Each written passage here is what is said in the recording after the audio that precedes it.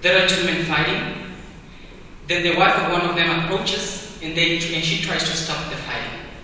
But instead of stop, one of them strikes to the other man. But instead of striking to him, he strikes the woman. But she's pregnant and she suffered an abortion. Jehovah says, this man has to die. Think on this other case. There is a man who is chopping wood, and with his axe he hurt someone in the head, but he didn't realize that, and the other person dies. But Jehovah says, I'm going to show mercy to this man. Both cases seems to be an accident, but why one has to die and the other hasn't to die?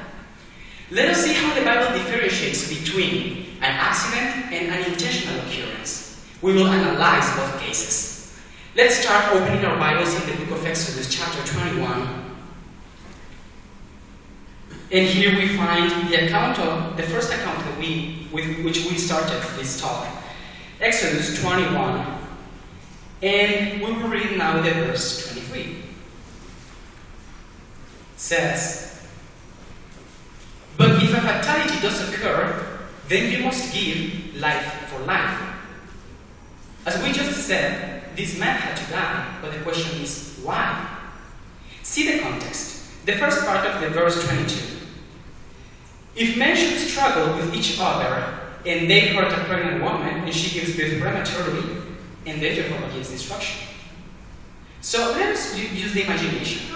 What do you suppose that this man had to do when he saw to the woman approaching to them?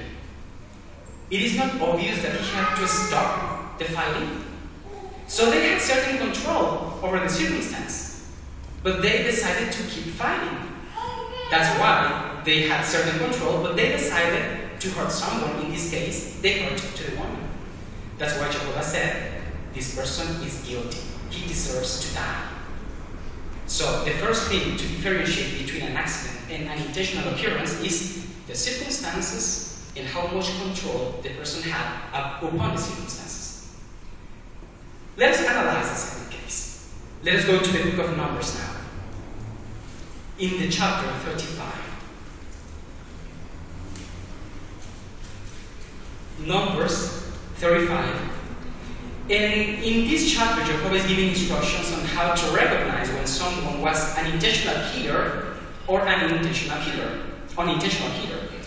The verse 22 reads, Numbers 35:22.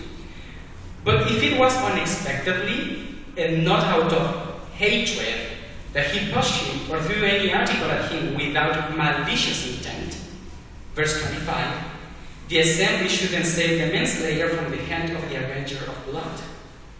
So we already saw that one of the things that Jehovah sees to determine if it's an accident is circumstances, but now he goes beyond. Look at the words hatred and malicious intent. Where do these things come from? Do they not come from the heart? So Jehovah looks beyond what happened or how it happened. He sees why that happened. What had in the heart the person involved in this situation. So we see at least three ways in which Jehovah determines if something is an accident or intentional. By determining the circumstances, how much control the person had upon these circumstances, or what the person had in his heart. Now we can think, well, this is interesting, but what does this have to do with me? I'm not under the Mosaic law, and that is true. But let's speak about the circumstances and how much control do we have on them. Imagine that I have a car accident, and I go to the hospital, and I receive a blood transfusion. Probably I hadn't any control over the car accident, but did I have my card preventing a blood transfusion? If I didn't, would Jehovah consider me guilty or innocent? By the other hand, we saw that it's important the intentions of the heart. So we can remember that we shouldn't strike someone necessarily physically. We can strike someone by our words. So what do we have in our heart? And what if we are under the wrong circumstances? And what if we say something really bad to a brother, for example? So this can reveal what is in the heart. So Jehovah can consider guilty. So we can see that analyzing all of these notice how Jehovah considered the accident or intentional accidents, we can see that when we meditate on this, we realize that we need to prevent anything that can hurt our relationship with Jehovah by our intentions, our actions, and we need to prevent anything that can lead us to lose this friendship with our God.